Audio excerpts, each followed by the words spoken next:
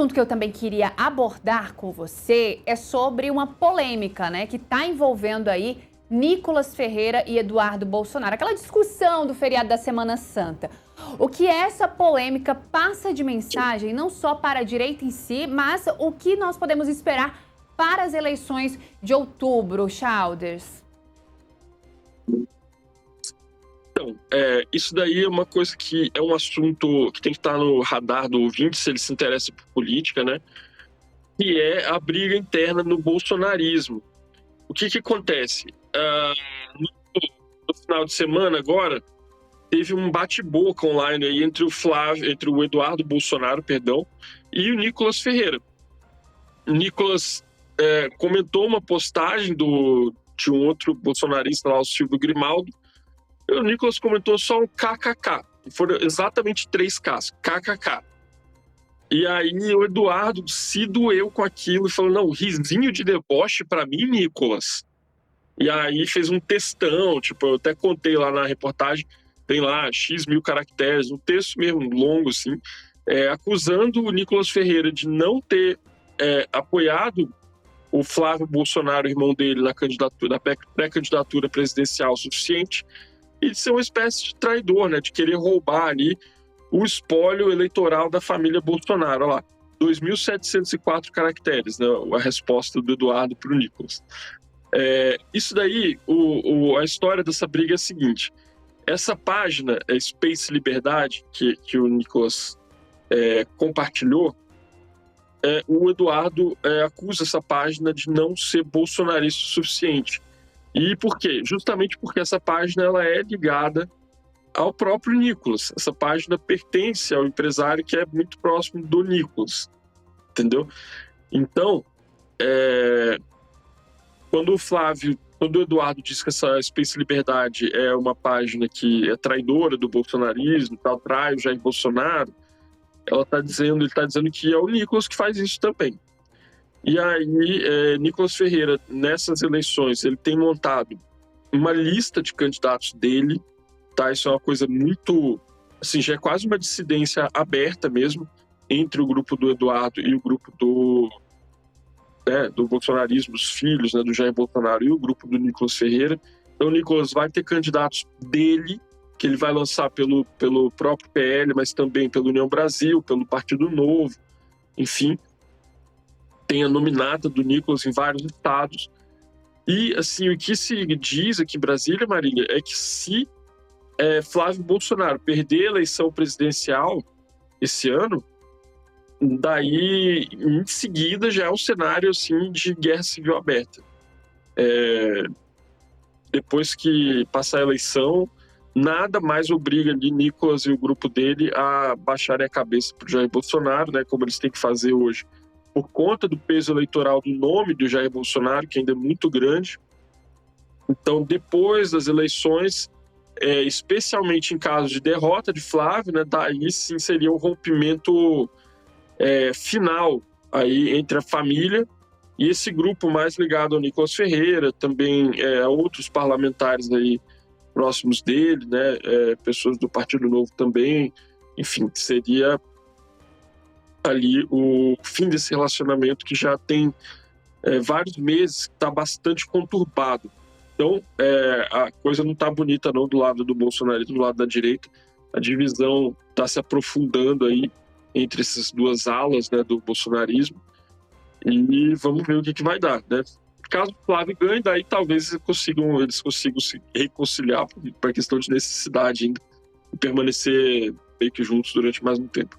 Childers, antes da gente passar para outro assunto, eu queria só pegar a sua análise, porque o que acontece? Essa semana eu conversei com um cientista político e ele falou que a figura Nicolas Ferreira hoje é uma figura independente. Se ele quiser caminhar sozinho, ser um bolsonarismo, ele consegue. A gente pode ver o quanto ele movimentou com aquela caminhada vindo de Minas Gerais até aqui Brasília.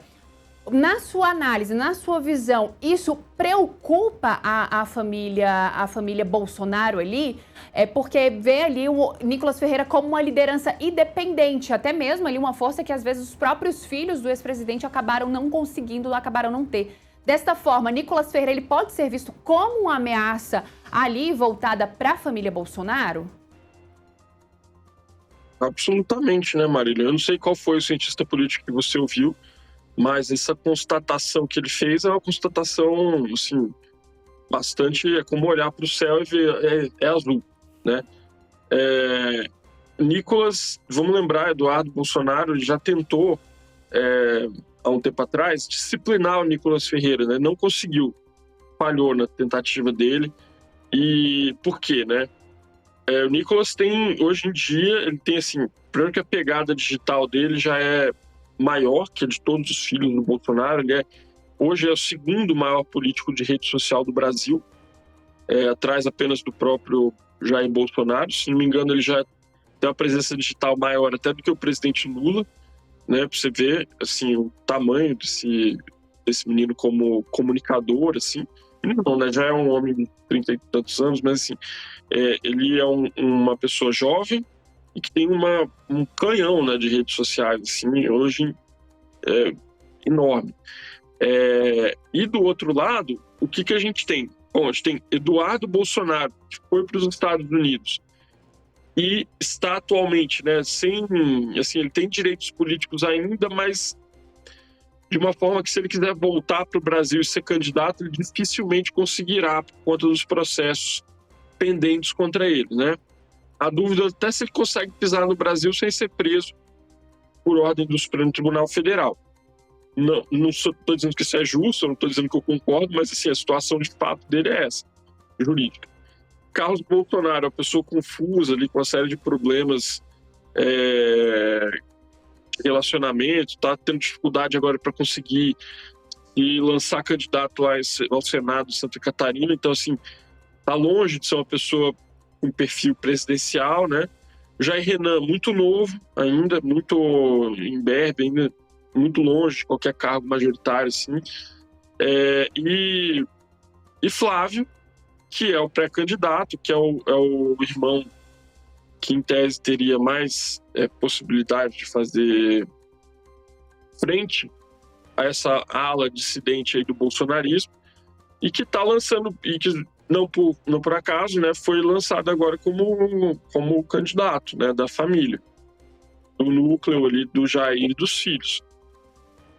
Vamos ver o que vai acontecer na eleição. Eu acho que, se Flávio vier perder essa eleição, realmente vai ficar muito difícil para eles tentarem segurar o Nicolas Ferreira e segurar o grupo político que está se formando em torno dele. De novo, hoje em dia tem um aparato todo de comunicação, já um aparato partidário, tem um aparato de candidatos, em breve, depois da eleição, vai ter um aparato de parlamentares ligados a essa dissidência nicolista, digamos assim, né? Então, eu acho muito difícil para a família segurar ele. E vamos projetar isso para o futuro, né? Por mais que não aconteça nada, supor que o Flávio ganhe essa eleição agora e eles consigam manter Nicolas Ferreira e o grupo dele atados ali por mais 4 anos. Agora projeta para o futuro isso, né? Você vê algum outro político de direita com a projeção, o tamanho que o Nicolas tem hoje? Eu não vejo. Então, para o futuro, eu acho que vai ficar cada vez mais difícil para a família Bolsonaro manter, né, esse legado aí, manter essa hegemonia no campo da direita. Sei lá, imagina, 2030 vai estar lá o Flávio, não, vota em mim por causa do meu sobrenome e tal. Acho bastante complicado acompanhar, né, Chalders? Pra gente finalizar,